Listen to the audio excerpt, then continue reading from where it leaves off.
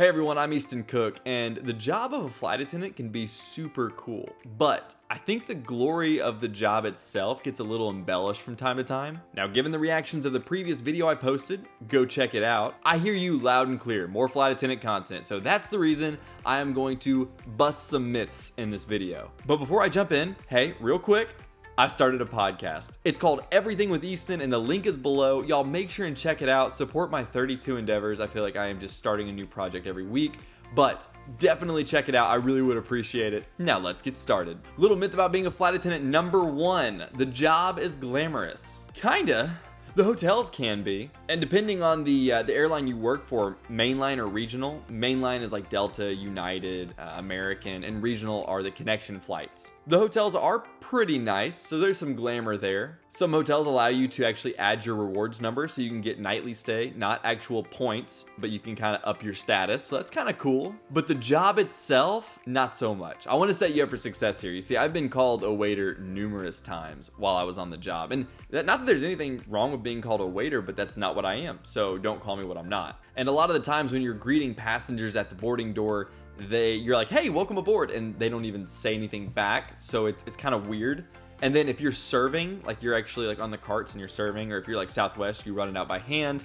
And sometimes, not even sometimes, I gotta be honest, no, passengers don't seem to want to take their earphones out, and I don't know when in life that's okay. It's a source of great frustration with me, and I mean extremely frustrating. In what other circumstance in life would a staff member be talking to you and you still have your headphones in, and then after they're done talking, they take them out and say, what? What? You have to repeat yourself numerous times, and flight attendants are just, they don't seem to get the respect that they deserve, which is super sad because we're literally there for your safety. Even when we're off duty, we want to jump into situations to help save lives or help out in the best way we can. It's just our training kicking in. And most flight attendants have the job because they have such a desire to help out. So the word glamorous, a bit of a stretch. Number 2, you'll see the world for your job. You will. That's actually pretty true. You will see the world, just not in the way that you'd think. The best trips, typically like internationally and all the island trips, the stuff that you're kind of going for, are held by very senior people. See, seniority is everything in airlines. So I don't want you to think that you're going to get like the best trips starting out. It takes a while. It could actually take years. But don't get me wrong, some people actually do get what they want, or they'll mess with their schedules until they do. That takes a lot of time and effort, and the majority don't get that. So all the best trips, like I said, international island trips, the things that most people want, it just goes to senior people. And then junior people, once they've kind of hit their mark, usually it takes years, like I said, they'll start getting that, but not right off the bat. But yes, of course, you're gonna get to travel a lot. You're gonna be on a plane, you're gonna be in different cities all the time, duh. But you don't necessarily get to pick the cities that you want. You get to bid for them and ask for them, or you'll be on call and just get sent to one. But that doesn't mean that every single city you want to go to, you get to go to. Now, it kind of works like trading cards, which is wild. Like if I'm supposed to be in Chicago on the 7th, let's say, I can trade that with another flight attendant in the same airline for a trip that maybe they're in Honolulu. That trade would never actually go through. Like no one would give that up, but you get the idea. So you can trade them like trading cards, or you can ask to drop them and just not go and pick something else up, but that rarely happens. Most of the travel you're thinking about, the glamorous travel, the fun travel, that really happens on your days off. But full transparency, like the first 5-6 years, you're typically working so much that you don't even have that much time off to go travel. Now, you're still gonna get to go places. I'm not trying to make it sound like sad or whatever. I'm just trying to set realistic expectations on the fact that you're not just gonna get to zip off wherever you want at any time. You do work a lot in the beginning. Also, on your days off, when you do get to actually travel on your own and for your own personal experience, you non-rev. And if you want more information on that, you can go to my video, How I Fly for Free. I go into an in-depth analysis on what non-revving is all about. So go check that out. But in a nutshell, you're just not guaranteed you're getting on the flight. Number 3, the pay is great. Now, honestly, that really depends on the airline you're applying for. If you're applying for mainline, it's not bad. If you're applying for regional, it's not great.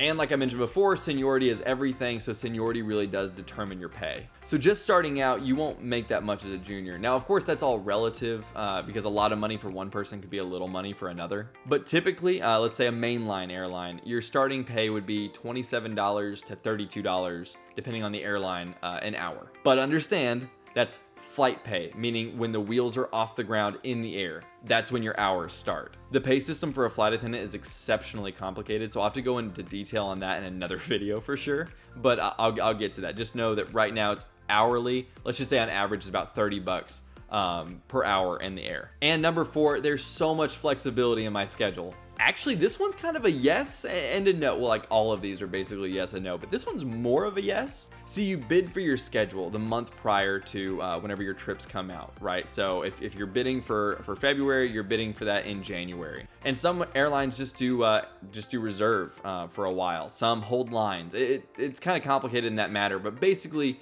yes, you do have some flexibility because it's not a 9-to-5 job. So you could have an entire week off, but no, you'll still be working, 15 or 20 days a month. And you can ask for certain days off of the month because you don't have like a set schedule every month, but it's not guaranteed. It goes by seniority. So more than likely, once you get the job, you're going to be working weekends, you're going to be working holidays. You won't have a Christmas for a couple years. You're going to be working on those days. I mean, that's just the way it works. All the seniors bid off on the holidays, obviously, in the weekends. So that falls to the junior people. So there is a lot of flexibility in this job, but it doesn't mean that you're going to get what you want starting out. Honestly, even up to like 5 years of employment, you still may not get what you want. You'll start seeing improvement, but you're still not going to get like everything you want because there are some flight attendants celebrating 50 years on the job. Yeah, a flight attendant retirement party is just a funeral. We don't ever quit and we don't retire. It's wild. A flight attendant job is great. It can be incredibly rewarding and fulfilling.